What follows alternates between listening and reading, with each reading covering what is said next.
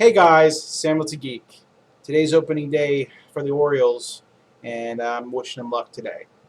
Anyway, I want to talk about Microsoft. So, Microsoft had some big reveals both about Xbox and Windows this week, but both kind of showed one thing. Microsoft doesn't know why people buy their products.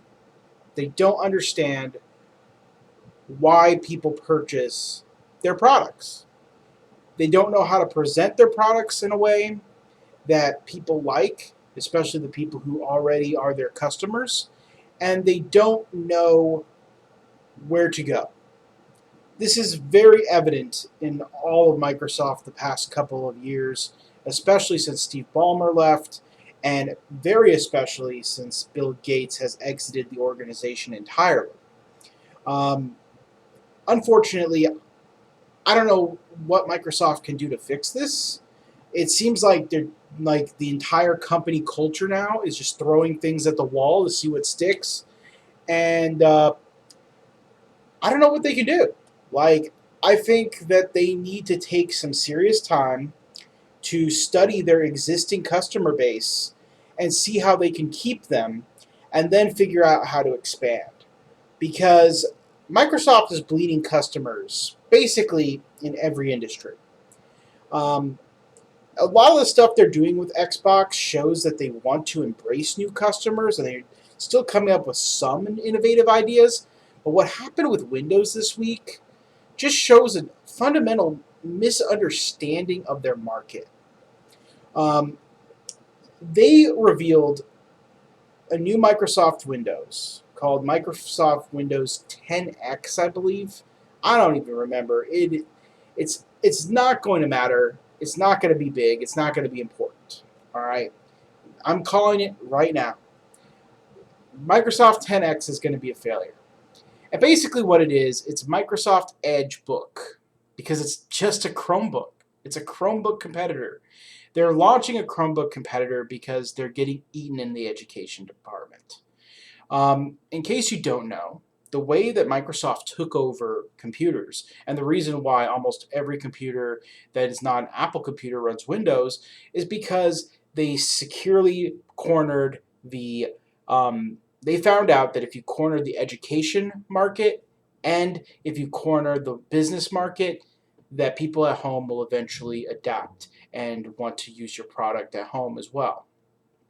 This is also something that Apple is learning with the iPhone, as more and more companies are trying to. I mean, more Apple is targeting more and more enterprise with the iPhone, um, and now Google is trying to get Android in those spaces. But where they have been really successful is with Chromebooks, especially with the ongoing COVID-19 crisis.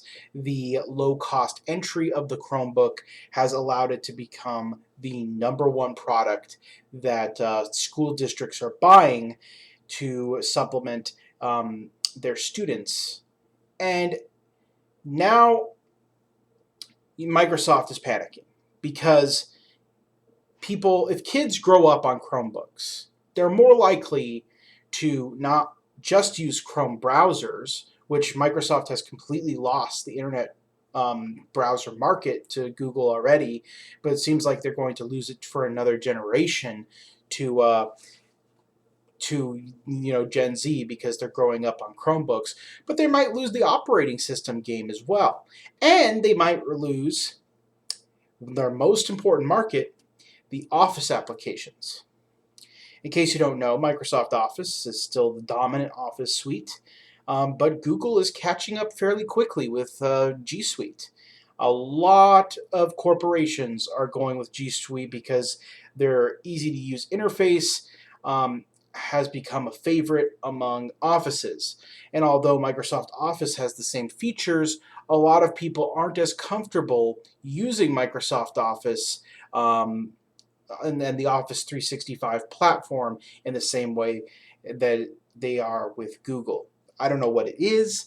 I personally have no issue using either, but in my personal and professional experience, both in tons of different workplaces, people love Google Docs. They love Google Docs, they love Google Sheets, and they will actively use them even if they're better in Microsoft Office suites just to have the collaboration features and the ease of use. My personal opinion, I'm pretty decent with computers, so it's not hard for me to use Office 365 collaboration. But for some reason, a lot of Office workers do not feel comfortable in using Microsoft Office products that way.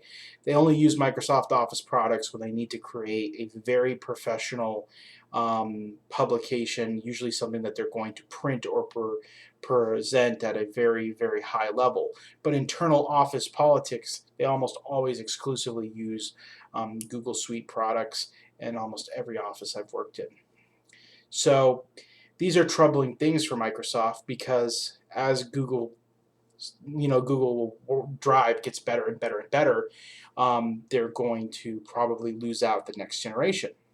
So what Microsoft has done to combat this is create this Chromebook ripoff, and it's bad. Like, first off, it shares the Windows 10 name, so people aren't going to know that this is a different product. It's going to have the same problem the Wii U did. It's going to have the same problem that Windows RT did. And it's going to confuse the customer about what it is. So when people buy this product, they think that they're going to have the full version of Windows, but when they get it and use it, they're going to discover that a lot of their legacy applications don't work. And here's the thing, Microsoft, the only reason people use your software is because of legacy support. The legacy support is why people use Windows.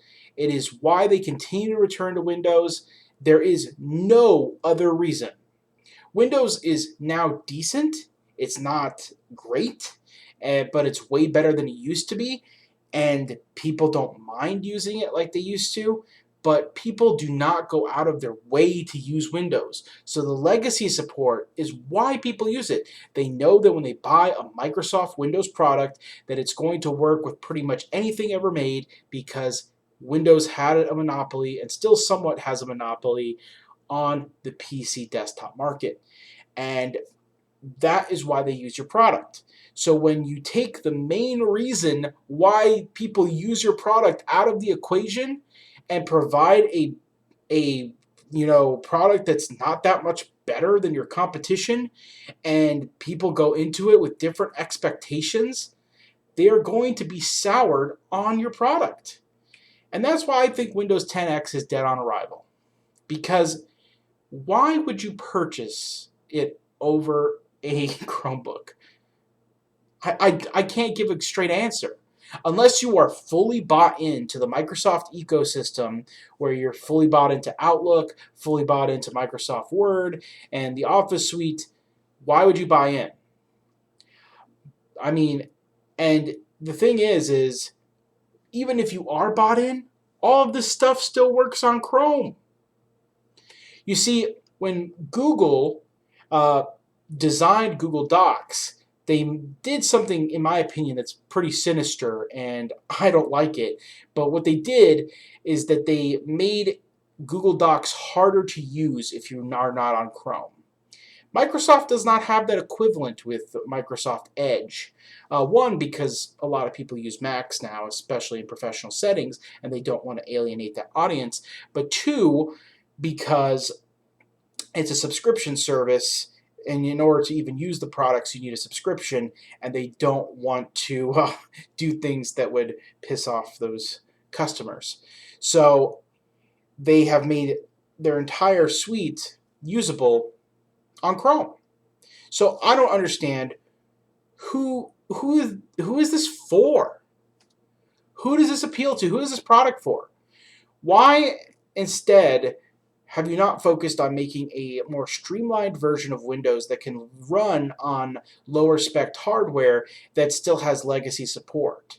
That's what you need to do. That's what would work. Try to strip out a lot of the bulk from Windows. Find out what applications that are built in that nobody uses and strip them out of the operating system.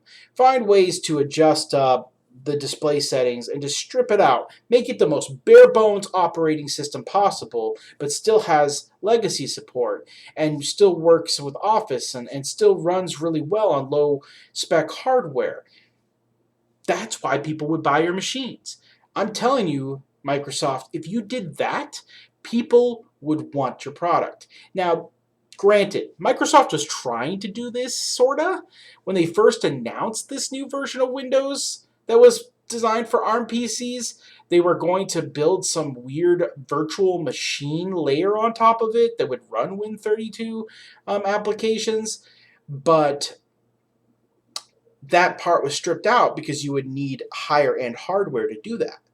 Now they're trying to market it to lower end hardware, and that won't work.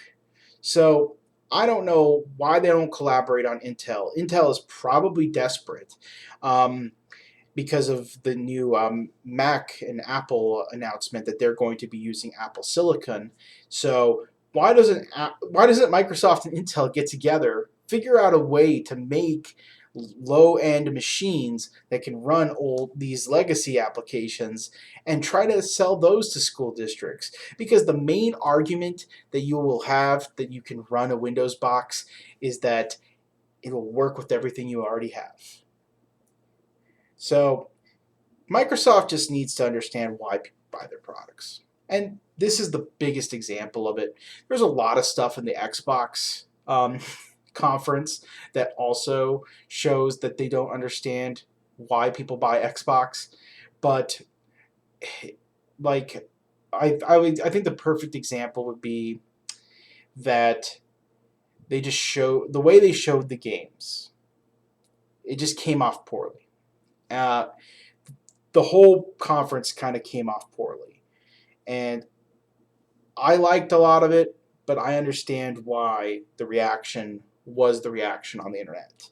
And I think Microsoft really just needs to do some internal research in their own customer base, because consistently I've seen over and over again them make these weird mistakes that show that they don't understand their own customers. And hopefully they can fix this, because I want Microsoft to stick around. They're not my favorite company in the world. As many of you know, I have had a lot of mixed opinions on them for a long time. I loved the Xbox 360. I wasn't a fan of Windows for a long time. I think Windows is pretty decent now, and they've gotten a lot better. But I think Microsoft just needs to figure out why people use the products.